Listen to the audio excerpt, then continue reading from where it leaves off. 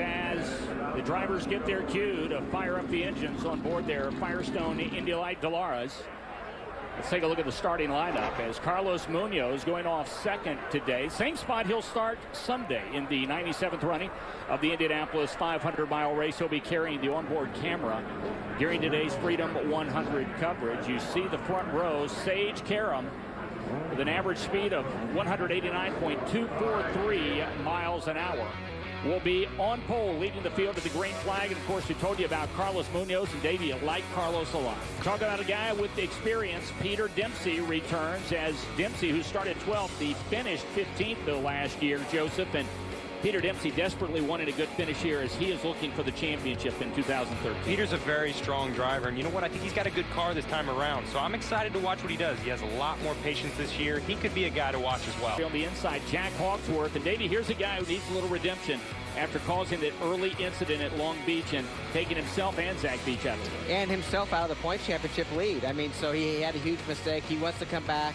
have a better race, but like I say, this is going to be a challenge. He is one of the rookies. The young man, Joseph, who you think could wind up in victory lane in an upset, making his first start in the Firestone Indy Lights series. Could be the guy. Kyle's running the 67 car. I've run it all year. Maybe it'll bring us some luck. So Kyle O'Gara on the outside of row number 4. Joseph, you can talk firsthand about climbing the ladder. It works. The Mazda Road to Indy is absolutely the best ladder out there right now, and it worked for me, and it's worked for so many guys in IndyCar. You look at James Hinchcliffe, J.R. Hildebrand, Marco Andretti. The list goes on of guys that have made that step into IndyCar, and they've had the right training. Hinchcliffe, even, he's won 2 races this year. You want to ask about if he got good training in the light system and in the Mazda Road to Indy. I think it proves it absolutely that he's done it well in IndyCar now.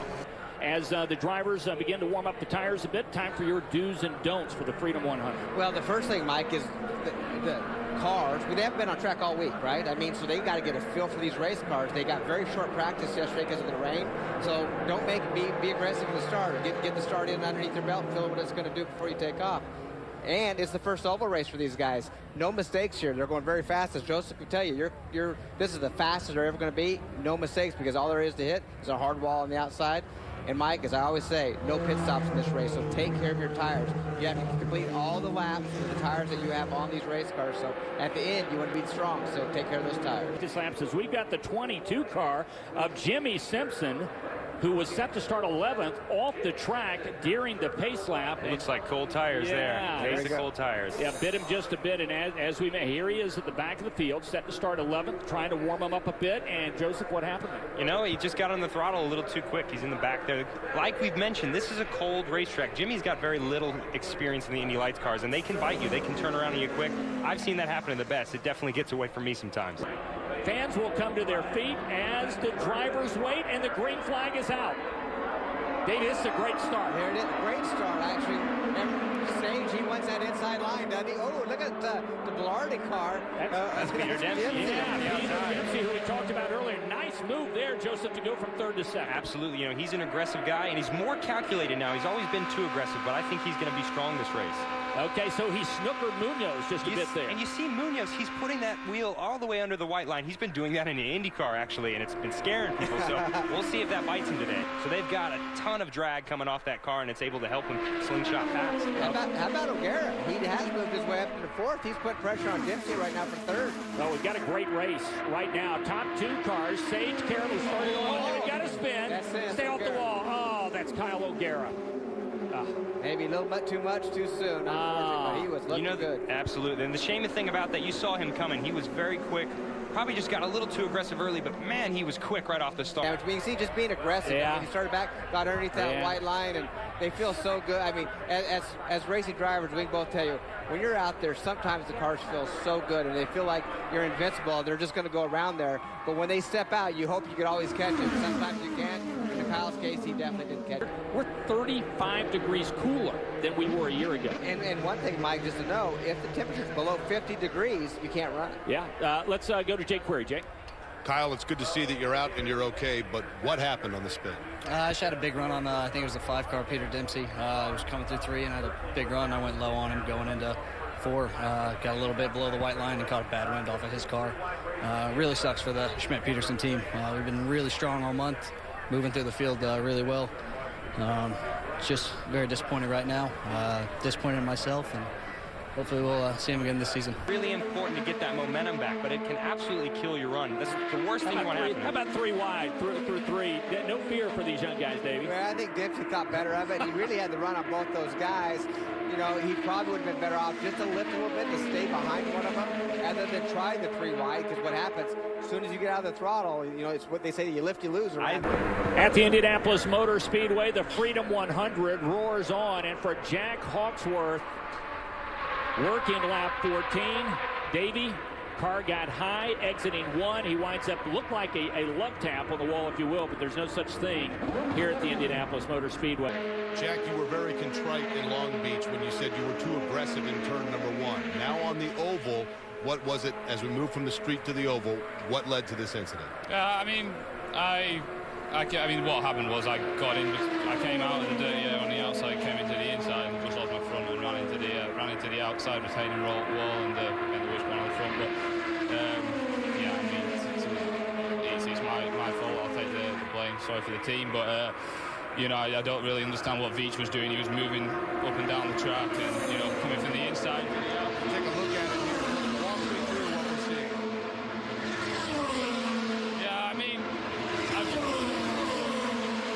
I've just run high into the wall, white walled the tyres, but yeah, I mean, there was a lot of moving around going on in the brake, so I was on the outside, and he comes to the outside, and then obviously I've got nowhere to go, so when I dip back in, you know, I'm getting a big dose of, you know, I've suddenly got no wind on my car, and no air on my car, and no downforce, so it's one of them, you know.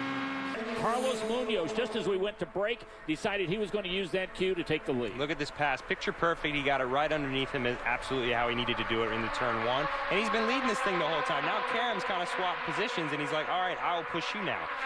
Here at Month of Mayweather, okay, Chase Austin in the blue car back in, and that's almost exactly what we saw Jack Hawksworth do. Yeah, same thing, bit suspension as well. He's still on the track, but he will be coming in momentarily. And that is the tricky thing down in turn 1 is when you see that bent, that toe link is definitely bent, he's going to fall off the pace pretty rapidly right away. But I hope it goes green as well, because I think you're going to see a fascinating finish here. You know, who's going to get the big run at the end? Could it be just Karam, or could Chavez do something from 3rd? I think you'll see something spectacular if we go green all the way through. Zach Veach going to make a bid for 4th. Zach is in that purple and green car on the outside. 2 wide is not always a good idea, but Davey, you can get it done here in these cars. You can get it done here, Mike. And one thing with this racetrack, years ago they grooved it. They ground the track down to make it have just a little more grip. It's kind of wore out in the groove, but if you step out of that groove, that grinding is still there, so there is grip out there. But that's early in the race. If you start getting marbles and some debris up there, it gets slick, and that's where Joseph could. In the Indy car, it's not as easy up there as it is in these cars. He did pull off the pass, but he did give it a run. But look how much space they lost between the first 3 guys. Well, we watch Sage Karam as he continues to draft the 26 car of Munoz. And guys, it's hard to know at this point who has the faster race car. I'll tell you what I'm thinking. I'm looking at Chavez, and there's a reason for it. I raced Chavez back in 2007 in Skip Barber for a full season, and he is one of the smartest drivers I have ever seen in a drafting situation. He knows exactly what's going on. He could pass these guys at any point, but he doesn't need to. He's been riding in 3rd the whole time. I think he might be in the catbird seat at this point.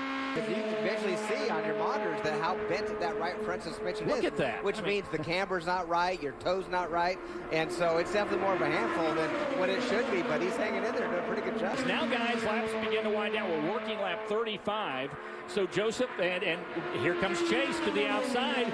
He's going to make a bid to get past Simpson. This is for position. This would be for 7th place. A good battle back in the pack. He's not letting the suspension slow him down at all. And the car seems fine almost when you look at it. That's and Davey, generally you see a kink in the suspension. That automatically means you're done. Well, and the good thing is he probably doesn't see that. From the angle that we sit in the car, you really can't see that suspension. We can just see the top of the tires. So he brushed the wall, he shook it off a little bit, see nothing was broken, went for it. So he has no idea probably that that's and somebody disappeared on that top 5. Zach Veach, he was the 5th car in that run. And he is now nowhere to be found. Back. He's by himself in 5th place. Really no opportunity at this point to pull off the victory. Well, and you know, we saw Veach brush the wall earlier during a break, so he might be struggling with a little bit of an issue himself. Yeah, and you talked about tires going away a bit. If, in fact, He brushed the wall and is struggling with the tires late in the race. Could be a double whammy. It is a double negative. It's very, very difficult around this place. They've gone green for quite a long time, so maybe the tires are running off. But I'll tell you what, these guys up front, they've been pretty consistent up to this point. Okay, white flag. This time, Chavez is going to pop to the outside, guys. What will be the strategy as Peter Dempsey in the red and white car will watch? Here comes Chavez on the outside. He's going to wait. It looked like he was going to try and make it too wide, which could have put Karam in a tough position, but now he ducks back. And we'll go on to the backstretch in a second. Carlos Munoz in the 26. Dialyser entry out in front. Took over the lead on lap 14. Has led the last 25 laps. Here we go. Side by side. Head to 3. Here's the move for Karam. So here's Sage Karam. Now Chavez going to make it 3 wide to the outside, guys. Woo! This is tight. Oh, baby. This is what people look for. 3. Oh, Karam and Munoz nearly touch. On the outside of 4, remaining 3 wide. Gabi Chavez. We're going to have a 3 wide shootout at the line. It's a drag race. Who's got the momentum? Here comes Dempsey. Dempsey's going to go 4 wide. It's going to be. Dempsey won it. Oh, Dempsey won it. That was a 4 wide finish in Indy Lights. Unbelievable. That is the craziest finish in history of anything, I think. Oh, that's got to be the best finish ever at IMS. 4 wide at the Indianapolis Motor Speedway, and it's Peter Dempsey, the Irishman, who gets his first Firestone Indy Lights win by going to the outside 4 wide. Watch it again. That's incredible. Got to be the greatest finish in the history of this speedway as Dempsey.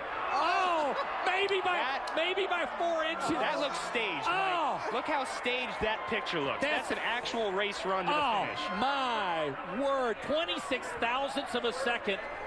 The difference at the line. Here we are through turn number 2. This is the final lap of the Freedom 100. And here's where Karam makes the move to the outside and where the fun begins, guys. And look at, he had such a run, but look at Chavez. He has a run as well. Sneaks in that 3rd group, and he's staying with it, boy. Okay, now at this point, I'm thinking, guys, be careful. Guys, be careful. And it looked like Karam and Munoz may have made light contact. Right? But they did. They came oh so close. And then here's the run down the front straight. Where did Dempsey come from? All the way on the outside. Dempsey timed it perfect. He couldn't have done it better. Jake Query, what a race we just saw unfold here. I can't speak for Cannonball Baker or any of the races that took place in the first decade of this great facility, but under a green flag, Peter Dempsey had to have just won the closest finish in the Indianapolis Motor Speedway in any form of motorsports that have taken place here. The young man from Ireland, and you talked about it, what a circuitous route it took to get to this point. He has waited at different points, wondering if a ride would come about.